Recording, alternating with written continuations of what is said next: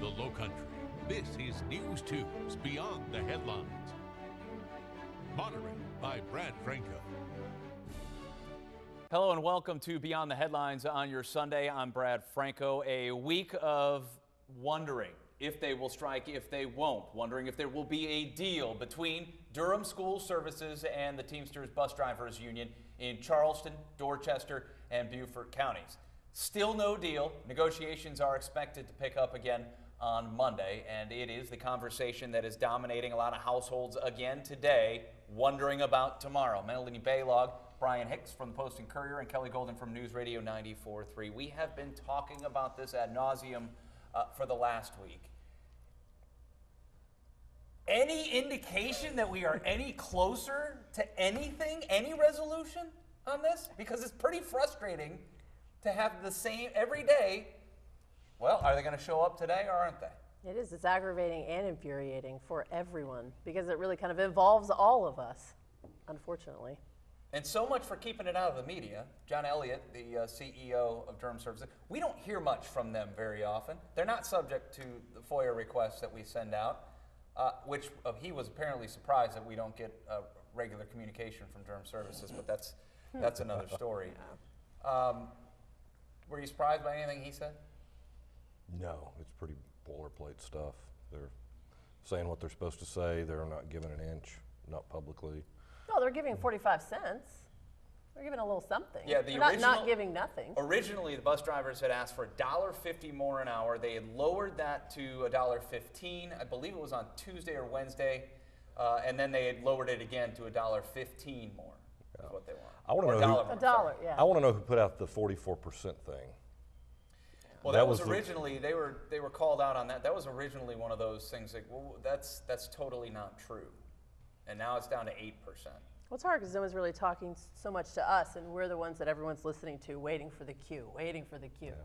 Well, then but that set the tone. And we're told that they're making progress, but boy, I'll tell you what, if you listen to that press conference again, it doesn't sound like there's a whole lot of progress. It doesn't sound like progress. I mean, maybe, like Brian said, maybe that's just their shtick. They just have to come out and say something and make a show and let people know, yes, we understand that this is important to you, but we're still working hard behind the scenes. But I think, I think maybe fatigue is starting to set in a little bit for sure, for parents certainly, and for everybody who drives around here. That's the thing. But if they were working that hard, why wouldn't they talk on Friday? Why do we have to wait again until Monday, till tomorrow before we have something?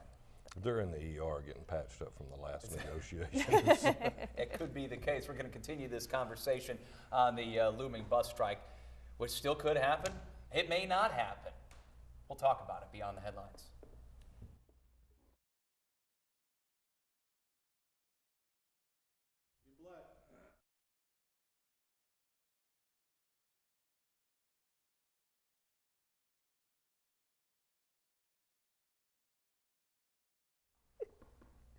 First time I've heard that comment. Why has it got to be black? Why? I don't know. It's the color. You brought it up. Okay. We'll No? try and bring this one to a quick No resolution stinger. and Out of get into black, FOIA coming on half of three. this block and then Camera get back two. half of the Stand block. by. I'm going to throw pout picketing out. 5, 4, 3, 2. Welcome back Beyond the Headlines as we talk about the looming school bus strike. Melanie Baylog and Brian Hicks from the Post and Courier are here, as is from News Radio 94.3 Kelly Golden. Kelly, you mentioned the other day, we were talking about why this strike would happen, and everybody immediately goes to pay and benefits. But school bus drivers you've talked to, I talked to a couple, it's about the quality of the bus they have to drive on a daily basis. Yeah, a lot of drivers actually involved in this strike aren't even going to get any money out of this, whether they want 3% or 8%. Of course, you have Durham saying we'll give you 3, which is 45 cents. Right. You've got, them asking for $1, which is 8%. It's a little scary because it doesn't seem like anyone's working with anybody.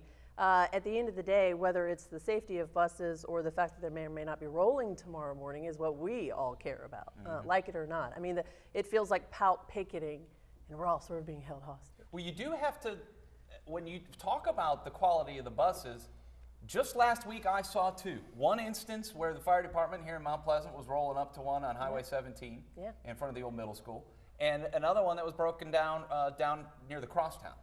And whether it was, we don't know what the problem was with those buses necessarily, but that's something you see a lot of. Well, yeah, even with that recent influx of the 342 buses that were purchased, a few months ago, we still have the oldest, most outdated fleet in the country. So, I mean, they have valid concerns with that, and Compound parents that, do yeah. too. You know, the district ought to be involved in this. This shouldn't be just about the drivers who have to drive them, but the kids who ride on these buses and they're not safe. The district should demand that their contractor provide adequate buses. You ever follow one of those buses that is just jet black on the back because of the yeah. exhaust that pours out of it? Well, and also, that's a state level as well. I mean, we have very little funding going for new buses. And I know that our state wants to get out of the busing business, but here's an idea of how this could go in the future if we Yeah. continue down that path. It's going so well here. This is a good model for the state to get out of the bus business. Well, there's only 3 counties left that do it. Charleston County, Dorchester County, and Beaufort County, the only ones that do that right now. We're going to hit one more topic quickly before we head out here for today, and we're going to touch on that when we return beyond the headlines. Stay with us.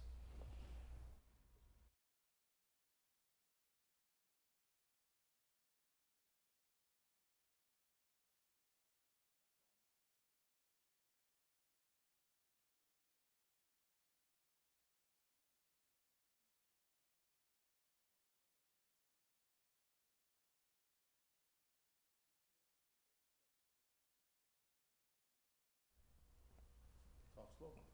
Maybe you should just, Here's something that's important, Melanie. you should, Great. maybe you could And bring wrap my up flow the bus charts. thing by saying, will they or won't they? And I'll say, listen, it sucks to be an EMT and a firefighter, but they get paid less and they're not striking. We could go down the line real quick.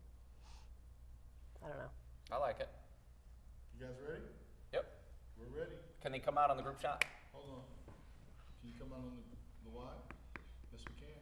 Please. Please. 3, 2. All right, before we get into another topic, will they or won't they? Kelly, strike or no strike? Listen, it sucks to be an EMT and a firefighter sometimes, but they get paid less. I hope not. Brian, strike or no strike? I don't think it would be very smart for them to do that.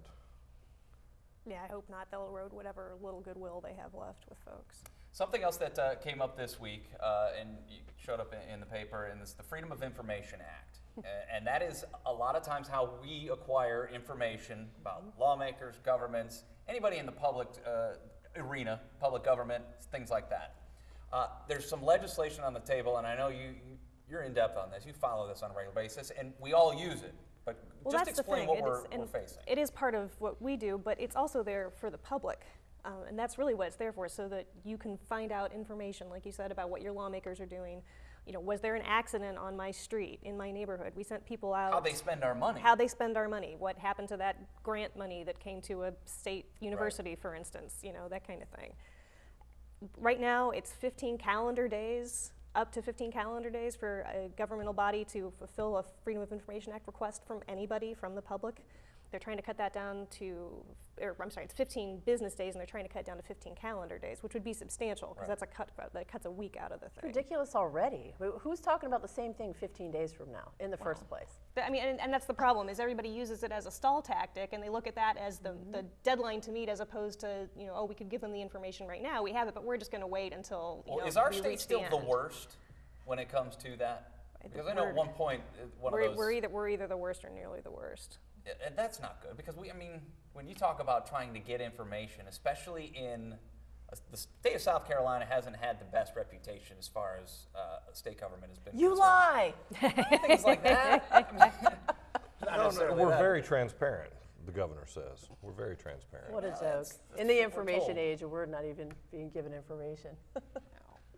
Very interesting. And this legislation is similar to one that's already been attempted, right? Right. This is another attempt by Representative Taylor from Aiken to try to, make it better for the people, for the citizenry, to be able to have easier access to the stuff that you're already supposed to have access to, because you live here and you're a taxpayer. And it's very simple. It's not something that you have to rely on the media to get that information. No, this is for everybody. Yep, they can file that request. You can, at home, file a Freedom of Information Act request and get anything you want within the purview of that Freedom of Information Act. check it out. Go online, do some research on it. It's worth it because you can certainly learn a lot about the people who handle, most importantly, handle our money. It's the current climate we're in. I mean, come on. We've got, hookers for Secret Service agents and champagnes fooling congressmen. I mean, from the top down to a local level, it's the climate that we're in, and people are sick of it. They are sick of it. I'm sick of it. Are you still I'm sorry.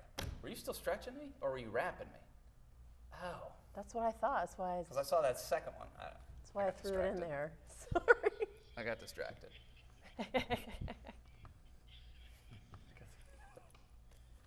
I saw the stretch, which is why I interrupted you. Sorry. Oh, you did? I saw him do stretch and decided, yeah. So does that mean we have to do it all over? Yeah, where do we have to start? I gotta get my Secret Service hookers in there. It's Sunday. It's sacrilege. Sorry. Yeah, but all the people you would offend would be at church, so it's all Will good. they? What time is it? Between 9:30 and 10. Are they already going to church? Okay, good. Yeah, I think so, right? Secret I don't know, I guess I've Service outed myself. Oh, yeah, Even. for the strike or no strike. Strike or no strike. We have to do the whole thing over? Yep. Sucks. I'll try to get this right then. Give me So we can say more, because we need to stretch. Guys, Yes. gotta fill 3:30, so take your time. This is, hold on, Mo. Hold on. This is stretch. I'm gonna punch you right in the neck. This is stretch. Again, this is stretch. Can we get you to put your hips into that? See, we could just let you dance for the last segment. Yeah, Seriously. I think the ratings would go up. Seriously. Why am I not recording this? For blackmail purposes. Did you get that on tape? Look at this. Please play this at the Christmas For the party. bloopers reel, yeah. Yeah. Put that on the car. That totally needs to go in a promo. For like a little behind the scenes thing, holy crap, you guys should do something like that. People love that stuff. Stand by, camera 2. 3, 2. Welcome back. Beyond the headlines, the bus driver strike still looms. Negotiations are expected to pick back up on Monday. I feel like we just did this, but strike or no strike on Monday. Go Ravens! I'm sorry. No, it's so infuriating and frustrating. We are still talking about this. I mean, people are so aggravated. Listen, it's terrible sometimes being an EMT and a firefighter, but they get paid less than bus drivers. I mean, let's put this in perspective. I sure hope not. Strike or no strike, Brian? Your gut feeling, because I don't think it would be real smart for them to since this is a right to fire state. I mean, There's jobs nothing might not protecting be them. there. Durham could just hire all new people, and they couldn't do anything about it. that'd be a quick turnaround, though. I mean, they'd have to do some quick hiring.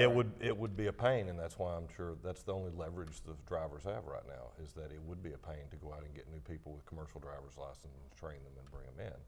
That's the only leverage I see. It takes a that the couple of drivers weeks, have. by the way. I mean, that's a little scary thought. Yeah, it is. Melanie, strike or no strike? I hope no strike. It would really erode any goodwill that the bus drivers have right now with both the parents and the school district. You hope no strike, but what's your gut feeling? I think no strike. Okay, we shall see. Again, they're expected to talk again on Monday. Hold your breath and cross your fingers and your toes, and we'll see what happens.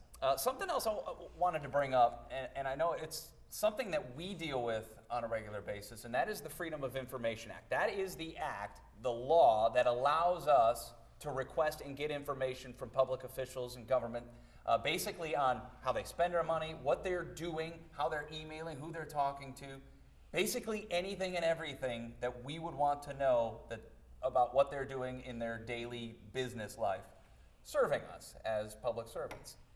We're trying to make some changes in the State House, and it's for the good if you're a journalist or anybody who wants information. Right, and that's an important point, Brad. It's for everybody. I mean, we do use it a lot in our jobs, but it's for anybody. It's for, the mom who wants to know if, information about an accident that happened in her neighborhood. It's for, somebody who wants to know how their city council voted on an issue. It's for all those things. And what's happening now is that Representative Taylor from Aiken, who had put this bill through last year, it didn't make it, trying again, trying to shorten the amount of time that's available for the government to respond to a request for public information, shortening it from 15 business days, which you're looking at 3 weeks there, to 15 calendar days, which you're looking at a little over 2 weeks, so a substantial shortening of time. Because what happens, unfortunately, is that government bodies a lot of times use that as a maximum, as opposed to just trying to So give the information. we're asking lawmakers who are subject to the Freedom of Information Act requests, and apparently, since I guess by the rankings, South Carolina is worst or second worst in providing information, we're going to ask them to loosen the reins and come out of the cloak and dagger type of stuff. Right. Well, like I said, it's for the benefit of everybody who lives here, and it shouldn't be as hard as it is for anybody to go and get these That's information. ridiculous. Well, no, We're in it the shouldn't. information age. Like, what? Are you kidding me? Yeah. 2 weeks? It's not like they're having to dig through paper files anymore. Yeah, that's Right. Well, absurd. It's most of 2 them weeks, not. and we have to fight for 2 weeks. But the bureaucrats are fighting this. They don't want this. Well, that's Well, our and a current lot of climate times, culture we're in. Even if they do say yes, they come up with this arbitrary number of a charge per page Right. to make copies and such.